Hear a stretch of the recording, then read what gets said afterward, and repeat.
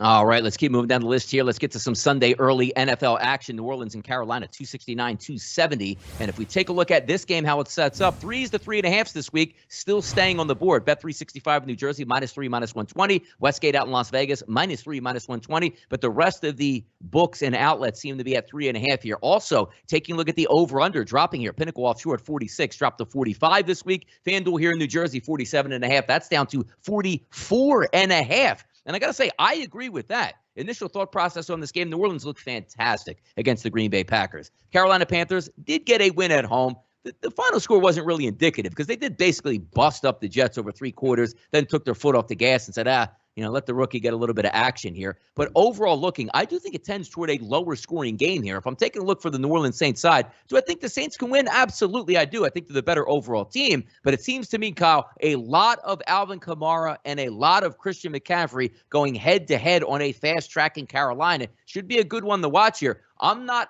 in love with the 3.5, which means you have to go on the road in the division and possibly win by a touchdown. I know 4 points gets it there, but you see the reading I'm getting here, over a field goal to win it by. I think the Saints are the better football team here. I like the way they looked last week. And from weeks 1 to weeks 2, those overreactions, I'm trying to temper it here. I think Carolina's a decent football team. I do. I liked what I saw out of the Saints. The Saints will bring some defense here. I think that'll be good enough to take it.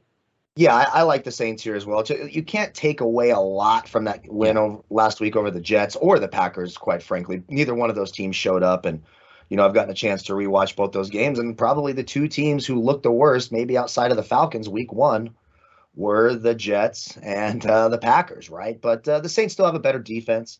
They have better use of their weapons because of their quarterback situation. I do like New Orleans. Now, the one concern, no Marshawn Lattimore in practice all week. He's very iffy, doubtful. He might already been ruled out. I don't even have him listed as the corner who's going to play this week. So the Saints secondary is getting thin. So there are some upsides. Roby's in this week, though. So yes. They get a little guy, but they get somebody back, which kind of helpful at this time. It's a little tough. Still, for me, I can't hang the bag. I'm not holding the bag with Sam Darnold as a favorite in the division over a Sean Payton coach team. It's just not going to happen for me. Liked them last week. They did get over the Jets, which I don't think was a shock to anyone. I would be surprised if Carolina wins this game. But I will say no Lattimore does sort of start to tell me, okay, maybe we get to the over here. If Sam Darnold can deal with the pressure the Saints are going to bring and get the ball out, he's certainly got weapons in DJ Moore and Robbie Anderson, and they're going to have nice advantages this week. When you look, Bradley Roby obviously didn't play last week. Chauncey Gardner-Johnson and Paulson Adebo is going to now be over there. It won't be Ken Crawley. Obviously, they're going to have inflated numbers this week because of the pathetic performance by the Packers here. But the Saints, better in the trenches. Obviously equal at running back, 2 all-world running backs. I obviously like Jameis Winston exponentially more than Sam Darnold. I do think the Saints get it done here. But again, it makes me a little bit nervous.